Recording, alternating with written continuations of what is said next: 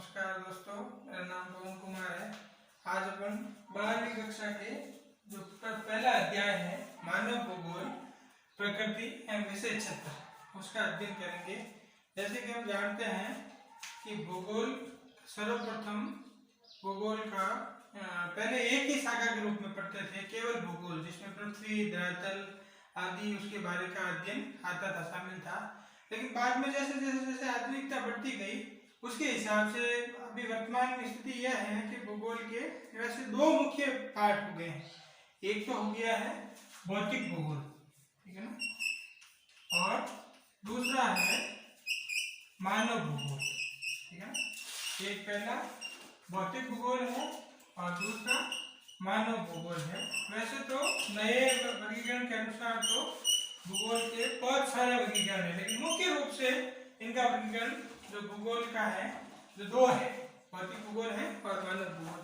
भौतिक भूगोल का अध्ययन हमने पूरा कक्षा 11 में किया और 12वीं कक्षा के अंदर सीधा ही अपने मानव भूगोल है। ये इसके अंतर्गत मानव और उससे संबंधित या मानव को केंद्र में रखकर उसकी पृथ्वी के साथ उसके अंतर संबंधों का अध्ययन किया जाता है, वो विषय है मानव भूगोल।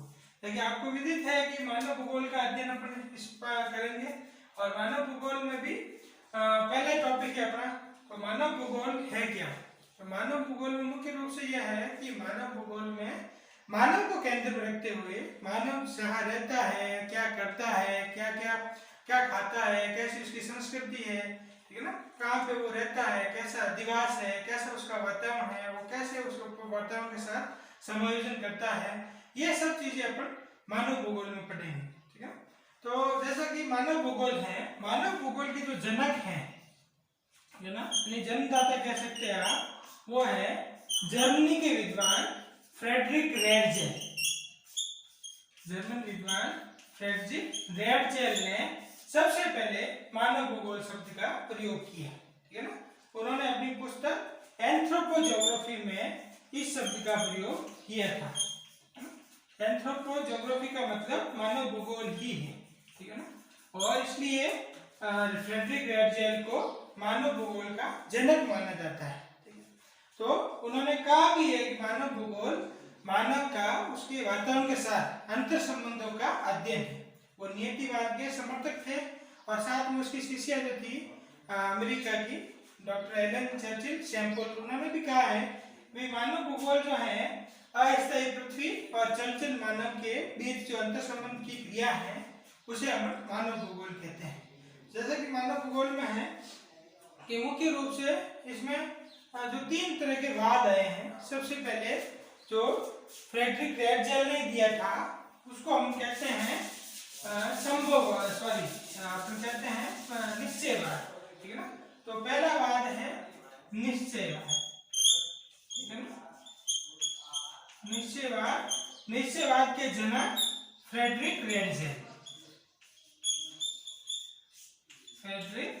रेडजेल और ये कहाँ के थे?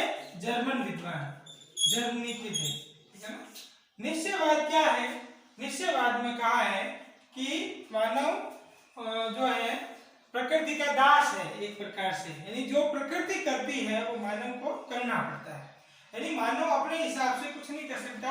जैसे प्रकृति में नियम बने हैं उस प्रकृति के नियमों के अनुसार मानव का धीरे धीरे उसको फॉलो करना पड़ता है, कुल मिला के कि वो प्रकृति के जो भी नियम हैं उनके अनुसार चलता है, ठीक है ना। उसके अलावा उसमें कोई भी परिवर्तन नहीं कर सकता, ऐसा माना जाता है।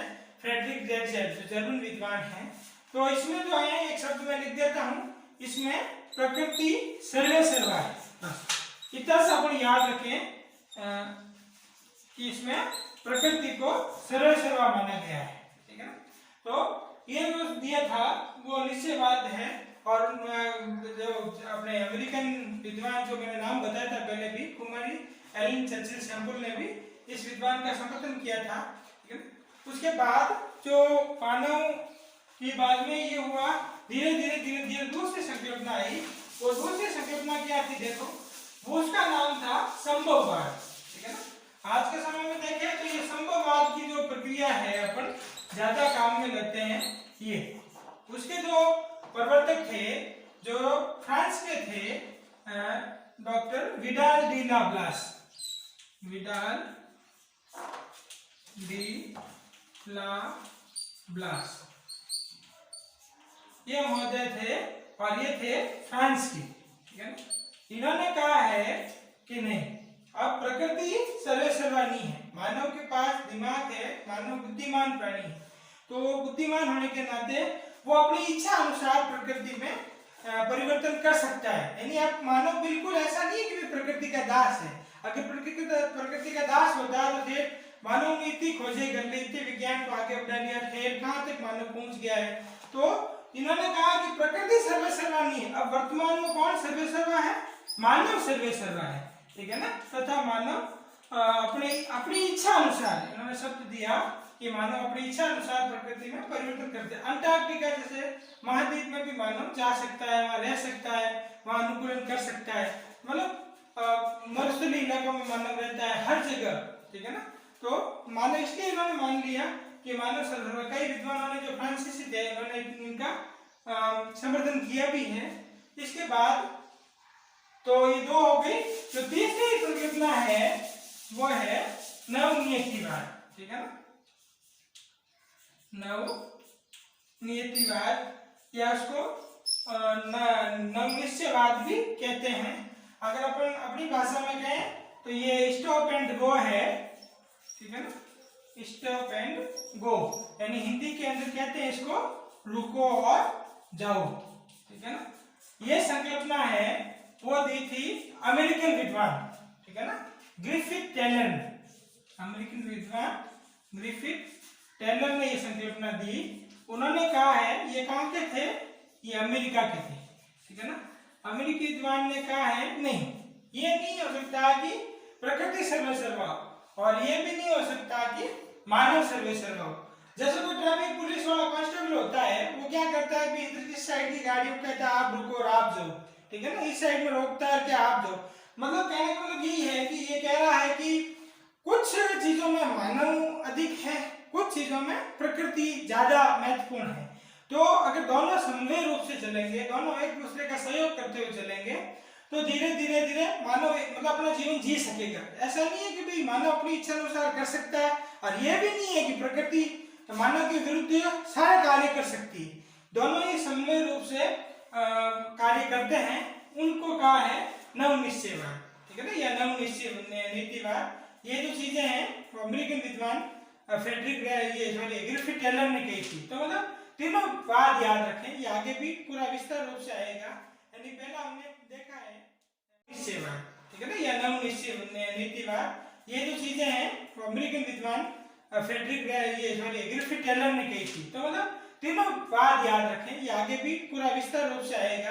यानी पहला हमने देखा है नियतिवाद। नियतिवाद का मतलब प्रकृति सर्वेसर्वा है, प्रकृति जो कुछ करती है मानव को करना पड़ता है। ये जर्मन विद्वान फ्रेडरिक बेटजेल की संकल्पना थी। उसके बाद हमने देखा है संभववाद। संभववाद जो शब्द तो लुईस फेब्रे ने दिया था, लेकिन संभववाद की जो बाद में परिकल्पना दी है वो फ्रांसीसी विद्वान विडाल डी ला ब्लास ने दी। उन्होंने कहा कि ये संभव है मानव के लिए कि मानव थोड़ा बहुत प्रकृति में परिवर्तन करके अपने इच्छा अनुसार जीवन जी सकता है, ठीक है ना। फिर तीसरा दिया है स्टॉप एंड गो या नवनियतिवाद कहते हैं, रुको और जाओ संकल्पना। ये दी है अमेरिकन विद्वान ग्रिफिथ टेलर ने। उन्होंने कहा कि नहीं भाई, दोनों समन्वय रूप से, दोनों ही साथ में मिलकर, दोनों ही एक दूसरे का सहयोग करेंगे मानव और प्रकृति, तो जीवन जीना सरल हो जाएगा। ये तो था मानव भूगोल का जो प्रकृति थी। अब है मानव भूगोल के विषय क्षेत्र। अब इस मानव भूगोल में अपन क्या क्या पढ़ेंगे उसके बारे में। तो मुख्य रूप से जो है मानव भूगोल के विषय क्षेत्र 6 है, ठीक है ना। पहले मैं एक बार 6 लिख देता हूँ, उसके बाद इसका अपन एक्सप्लेन करेंगे। तो मानव भूगोल के विषय क्षेत्र में पहला है जनसंख्या, उसके बाद दूसरा है, पहला जो जनसंख्या है, जनसंख्या के बाद है प्रदेश के प्राकृतिक संसाधन, प्रदेश के प्राकृतिक संसाधन। उसके बाद है तीसरा, प्रदेश के प्राकृतिक संसाधन के बाद है सांस्कृतिक वातावरण,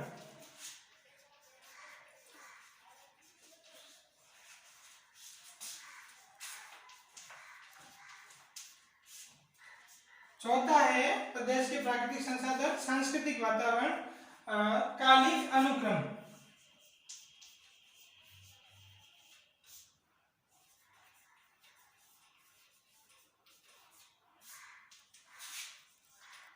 पांचवा है कालिक अनुक्रम के बाद में समायोजन और प्राकृतिक संगठन।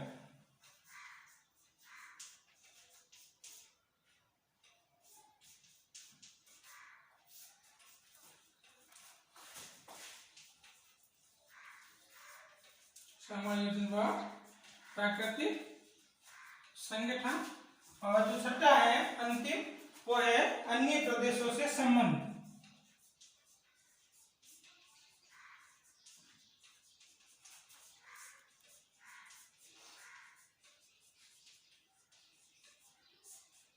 यानी देखा जाए तो मुख्य रूप से जो मानव भूगोल में इन 6 विषयों का अध्ययन होता है। इनके अनुसार ये अपन क्या क्या करते हैं, मानव कैसे रहता है, क्या है। तो पहला है जनसंख्या, यानी मानव का निवास कहाँ पे है, कहाँ पे कितने सारे लोग रहते हैं, ज्यादा रहते हैं कि कम रहते हैं, अधिक रहते हैं, जनसंख्या अधिक है जैसे उत्तर प्रदेश बिहार की, तो क्यों है, और कम है जैसे राजस्थान की है, या फिर अन्य जगहों पर जो लिंगनपात बहुत कम है, अरुणाचल प्रदेश है, जम्मू कश्मीर का ऊपर बड़ा भाग है, तो वहां पे जनसंख्या कम क्यों है या अधिक क्यों है, इसके बारे में अपन विस्तार से अध्ययन करते हैं, वो मानव भूगोल में करते हैं। दूसरा है प्रदेश के प्राकृतिक संसाधन। अब मानव जहाँ निवास करता है, ऐसा नहीं बिना संसाधन मानव जीवित नहीं रह सकता। अगर देखा जाए तो अगर ऐसा नहीं होता तो अंटार्कटिका पर जनसंख्या ज्यादा होती।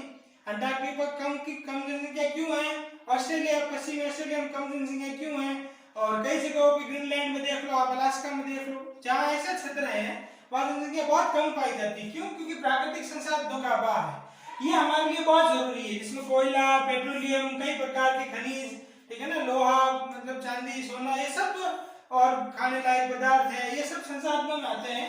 पानी है, ठीक है ना, शुद्ध हवा है। तो ये प्राकृतिक संसाधन जहाँ अच्छे होते हैं, जहाँ अधिक होते हैं, वहाँ जनसंख्या ज्यादा है। जैसे एशिया महाद्वीप में है, ठीक है ना, उत्तरी अमेरिका के जो यूएसए है वहाँ है, यूरोप में है वहाँ है, तो जहाँ जनसंख्या की अधिकता है वो प्राकृतिक संसाधनों का। तो मानव के साथ में अपन इन प्राकृतिक संसाधनों का भी अपन अध्ययन करेंगे। उसके बाद तीसरा है सांस्कृतिक वातावरण, यानी मनुष्य जहाँ रहता है वहाँ क्यों रहेगा, ठीक है ना। कई ऐसे फैक्टर्स होते हैं जो जहाँ कम संसाधन होते हुए भी लोग रहते हैं, क्योंकि वहाँ सांस्कृतिक वातावरण मिलता है। अपनी जाति के अनुसार, अपने धर्म के अनुसार लोग वहाँ निवास करते हैं, तो वहाँ ही लोग रहना पसंद करते हैं। कोई भी व्यक्ति है जो ऐसे स्थान पर रहना पसंद नहीं करेगा जो उसके अनुकूल नहीं है, या उनके जाति के या धर्म के लोग या फिर अन्य प्रकार के लोग नहीं रहते हैं। तो कहने का मतलब यही है कि अपना जो अनुकूलन होता है जहाँ व्यक्ति रहता है वो है सांस्कृतिक वातावरण, ठीक है ना। उसके बाद है कालिक अनुक्रम, समय के साथ क्या क्या परिवर्तन हुए, पुराने जमाने में क्या था, मानव कैसा था, नया कैसा है, ठीक है ना। उस समय क्या क्या सुविधाएं थी, क्या क्या उसको चाहिए था, क्या क्या आवश्यकताएं थी, अब उनके पास क्या है, ठीक है ना।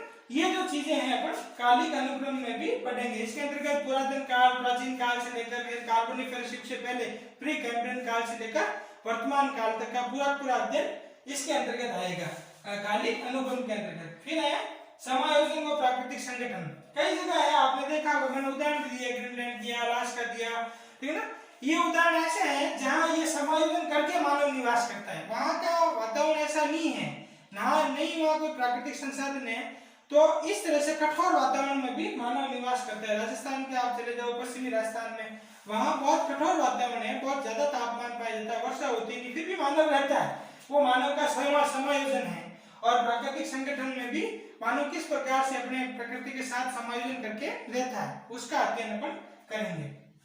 फिर है लास्ट छठा, अन्य प्रदेशों से संबंध। कोई भी प्रदेश ऐसा नहीं है जो मानव के रहने वाला जो अपने में परिपूर्ण हो, अपने में मतलब हर एक संसाधन उसके पास हो, कोई भी ऐसा देश नहीं है। अपनी ईरान, इराक, सऊदी अरब की बात करें, खाड़ी देशों की, वहाँ पेट्रोलियम है तो जल की कमी है। भारत की बात करें, सारे संसाधन है, पेट्रोलियम हमें चाहिए। तो अमेरिका भी देख लो आप, कई ऐसे संसाधन है वहाँ उपलब्ध है ही नहीं। तो ये जो है ये जरूरी है, व्यापार है, वाणिज्य है, दूसरे देशों के साथ परिवहन के साधन है, संचार के साधन है, ये सब चीजें आएगी इसमें अन्य प्रदेशों के संबंध में। यानी जो अपन मानव भूगोल में पहला टॉपिक जो है मानव भूगोल और प्रकृति एवं विषय क्षेत्र। प्रकृति तो मैंने बताई थी आपको, उसके बाद विषय क्षेत्र में मुख्य रूप से इन 6 विषयों का अध्ययन हम करते हैं। तो